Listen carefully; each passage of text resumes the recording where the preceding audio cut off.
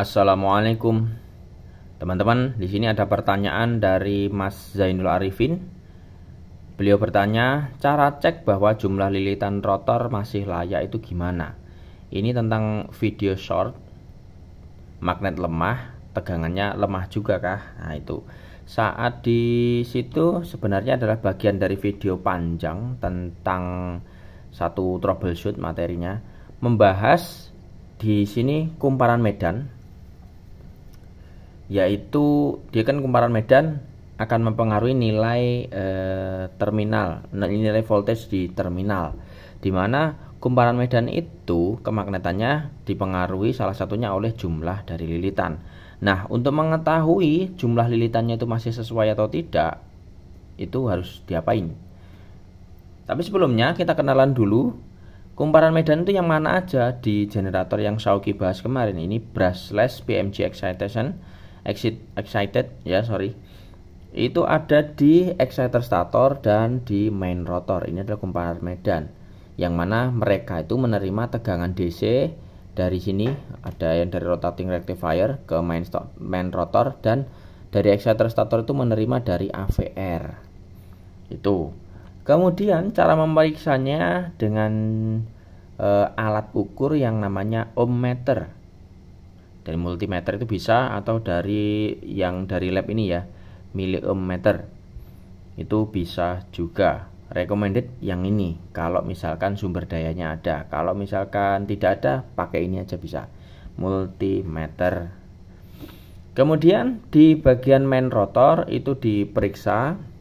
Di sini ada dua kabel, positif dan negatif, dibolak-balik itu bisa. Resistansi main rotor diperiksa dengan miliohmmeter karena nilai resistansinya rendah, karena memang recommendednya pakai ini. Tapi kalau terpaksa pakai ohmmeter biasa, silahkan. Tapi dicek dulu ya, nanti di manual booknya generator rekan-rekan semua. Kalau terlalu kecil ya pastinya harusnya pakai ini. Kemudian di bagian exciter stator itu pakai ohmmeter, itu cukup karena biasanya belasan ohm ya nilainya. Nah di sini lilitannya itu cukup kecil dan banyak. Terus berapa nilainya? Maka sesuaikan dengan manual book. Biasanya kalau nilai yang terukur itu masih di antara jangkauan 10% dari nilai standar, maka masih dianggap tidak bermasalah. Jadi contoh di sini 18 ohm ya, maka 10%-nya 1,8, berarti 18 tambah 1,8, 19,8 atau 16 atau 17 itu ya. Pengurangan Shawky kurang bisa. Intinya 10% atau 10% di atas atau 10% di bawah dari nilai ini, itu masih sehat walafiat. Nah, kalau di sini contohnya adalah untuk Stamford, itu ada tabelnya sendiri, ada tipenya sendiri, itu disesuaikan. Leroy Summer juga ada tipenya, misalkan ini LSA 50.2, nanti ada di tabel datasheet, bukan datasheet, technical data di bagian rotor dan exciter field. Kalau misalkan seperti ini mendekati 1, ini pakai ohmmeter biasa bisa. Tapi kalau seperti ini lebih baik pakai miliohmmeter. Nilainya ini ya, sesuai dengan tipenya. Ini ada tipe S4, M6, L7, L8 dan lain sebagainya. Ini HC434C, ada HC444D dan lain sebagainya.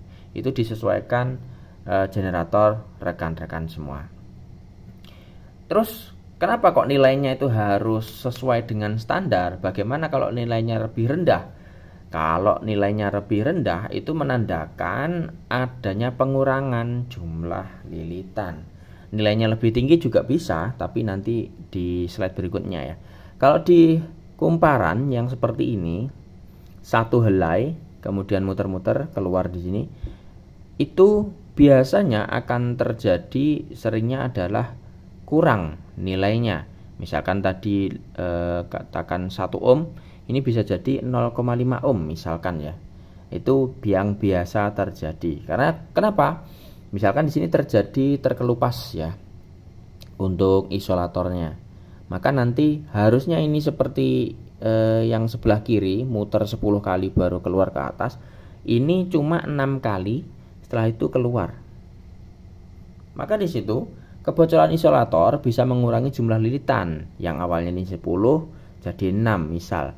Kemudian berkurangnya jumlah lilitan menyebabkan semakin pendek jalur arus. Ya seperti mobil yang mau parkir ya, ini harus 10 putaran, ini cuma 6, jadi lebih cepat. Dan di situ semakin kecil nilai resistansinya. Ini untuk kumparan secara umum. Ada kumparan secara khusus yang mana satu kumparan itu ternyata bukan terdiri dari satu helai kabel, melainkan ada beberapa layer dikumpulkan jadi satu, terus kemudian dililit jadi satu. Nah di situ sering ditemui pada bagian yang namanya exciter stator, yang mana kalau ini ada beberapa kumparan, ini kan di seri biasanya. Jadi yang ini seri dengan yang ini, kemudian seri dengan selanjutnya. Dan tiap satu kelompok itu ternyata tidak satu kumparan karena ada beberapa layer yang dililit bersama, maka kita bisa gambarkan contoh di sini 5 layer.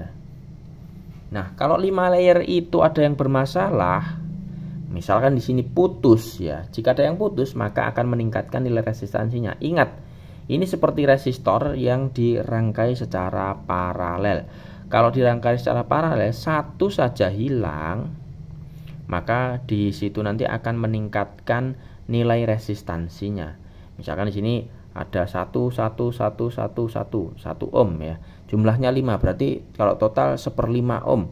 Tapi karena ini dihilangin 1 atau 2, katakanlah 1 ya, berarti tinggal 1/4 ohm. Kalau hilang 2 berarti 1/3 ohm, makin besar nilai resistansinya. Ini. Kemudian kalau misalkan ada yang konslet seperti ini, sudah jelas ini tracknya jadi lebih rendah, jadi lebih pendek nih ya. Maka nilai resistansinya akan turun. Itu rekan-rekan.